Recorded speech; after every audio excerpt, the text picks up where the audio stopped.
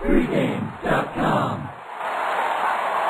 Welcome back to Pregame.tv. We're going to the Mountain West Conference. We've got Utah State, Fresno State.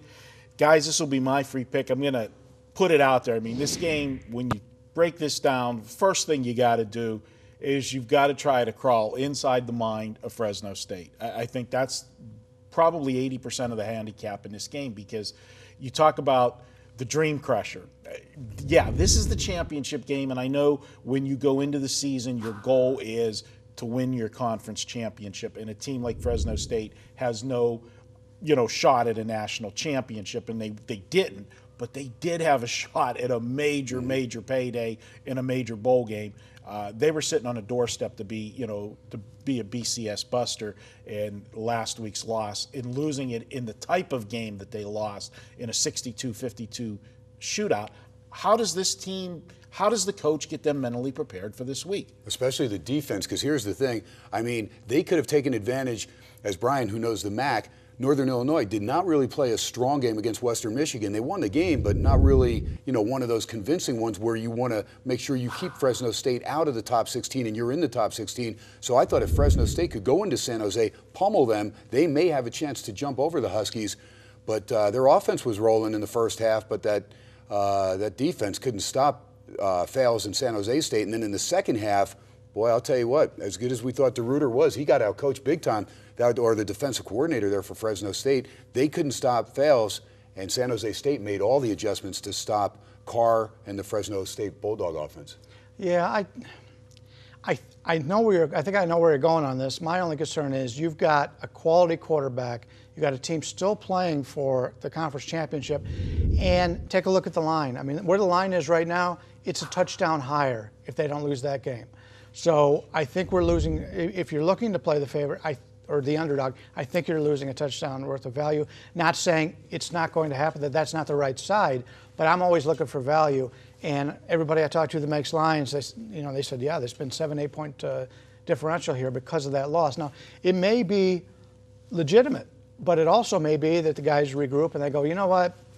We still get to play for the conference championship. So it's going to be telling how this team comes out. I'm interested because Utah State, to me, defensively is far superior. We know that.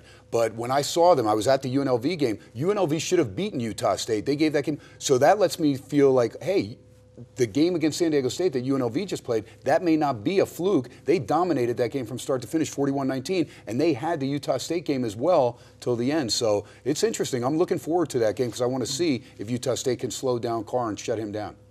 All right, well, you know what? This is my free pick, so let's make it official. All right, guys, this is my free pick, and I'm going to go with Utah State. You give me the better defensive team getting points in the game, I got to go with them. And I really got to question, and I know Bryan makes good points that, hey, this is still for the championship, and Fresno State on their home field, they'll be able to regroup.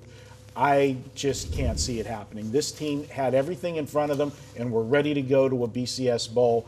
And not only did they lose that game, but I go back to how they lost that game. I always like to go against a team that lost in a high-scoring game because everybody's going to look and say, wow, what a game. Neither team deserved to lose and are going to want to jump on that team to bounce back the next week. I feel the team that loses that type of game, they're drained. They're mentally drained, physically drained, and they don't have it the next week. It's kind of like the same scenario with overtime games. I always like to fade a team that lost in overtime in college football. It's just that experience of the extra play, the life and death situation going back and forth. When you lose a game like that, it's like going out and getting drunk the night before. You feel the effects the next day. And that's what I'm going to look for on Fresno State. Getting back to Utah State, and Ken mentioned that UNLV game, remember that Utah State lost their quarterback, Chucky Keaton, and it took a while for the new guy, Garrettson, to get his sea legs. But I'll tell you what, he's been playing great football over the last several games. And when you've got a defense behind you that doesn't give up points, look at what they've given up. Now, granted, some of these teams are not great, but you can only play the teams that are in front of you. They held Wyoming to 7, Colorado State, they shut out UNLV. That was the game 28-24, but boy, look what UNLV's done the last 2 weeks. They are playing really good football right now, and then they held Hawaii and New Mexico to 10 points each.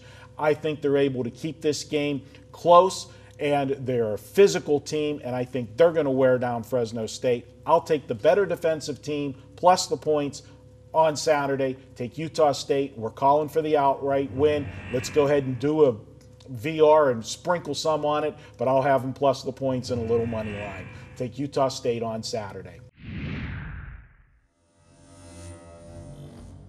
Yeah, I just wanted to point out, you talked about the sprinkling. This is one of those games where it makes a lot of sense because we could either see a blowout either way. If Fresno comes to play, I mean, they could win in a blowout fashion. But if they are coming in with a little hangover, like you pointed out, I mean, obviously, this is a good situation to play the dog on the money line. You are that situational guy, and I knew you're going to go against Fresno. As soon as they lost, I go, Marco, he knows, because they had the shot still at that BCS game. Even if Northern Illinois were to lose Friday against Bowling Green, they would still have that chance if they won against Utah State to get into that BCS game. Absolutely. Well, there you have it.